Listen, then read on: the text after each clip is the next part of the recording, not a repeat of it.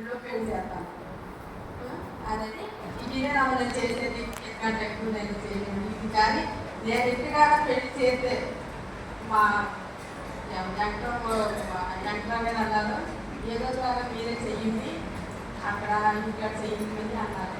అంటే ఫాదర్ గారు అన్నారు. నాకు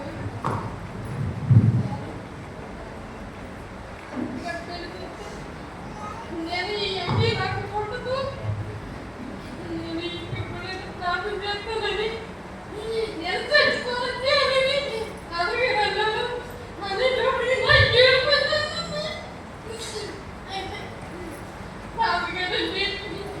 అమ్మ నా వల్ల అయితే కాదు చేస్తున్నాను అక్కడ అతను అలాగానని నన్ను ఏది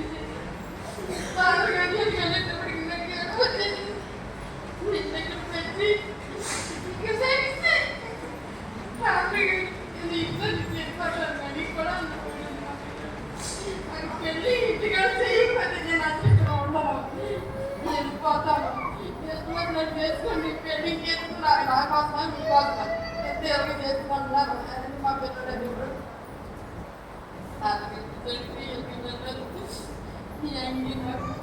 ఈ అంగి నా పుట్టినది లేకపోతే నేను చచ్చిపోనంటే అని పాతగారు అన్నారు. అన్నాక నేను నాకు ఎందుకంటే నాకు ఇక్కడ గుళ్ళని చేస్తానని అన్నాక ఇక్కడ వెళ్ళిపోయి మళ్ళీ నేను ఎంతో బాధపడాను. నా కొడుకు మారా గుళ్ళో పెళ్లి చేసుకుంటానని నా కొడుకు మనసారా అంతరా అని నేను చెప్పనుకున్నాను. తనని వెళ్ళిపోయి పాడగాని నా కొడుకు మాని గుళ్ళో పెళ్లి చేసుకుంటానని నేను అక్క ప్రార్థన చెయ్యండి అని చెప్పి వెళ్ళిపోయి వెళ్ళిన తర్వాత వెళ్ళి పడుకుని ఎంతో బాధపడ్డాను. ఏం చెయ్యాలా అలా చూస్తే కానీ నా పిల్లలు అనుకో మా అక్కలు మా వాడారు మాకు ఇద్దరు చేస్తారు పెళ్ళి. నాదైతే వేరే సంఘం అయినా మేము ఇక్కడికి వచ్చిన తర్వాత నేను ఇద్దరునే ఉన్నాం. వేరే బాధగారు వచ్చి పెళ్లి చేస్తే నాకు అసలు ఒకరా లేదు.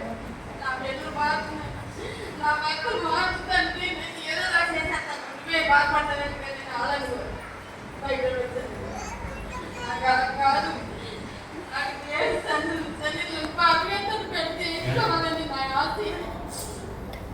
నా తర్వాత పొద్దునే నా దగ్గర కూర్చొని అన్ని రోజు పట్టుకుని మనసే అయ్యాలా పొద్దునే పాపేతో ఈరోజు మాట్లాడి వెళ్ళిపోయాం. తెల్లారి చేసి మా పిల్లలు నా పక్కన కూర్చొని ఆ నాతో నేను కూడా పెళ్లి చేసుకుంటాను అని అన్నాడు. సంతోషంగా పెళ్లి గర్భవతి అయిందండి నా కోడలు. కానీ నా కొడుకు కాదు అని అన్నది. పెళ్ళి బాగానే ఉన్నాను, పని వచ్చిందని అన్నాడు. కాదు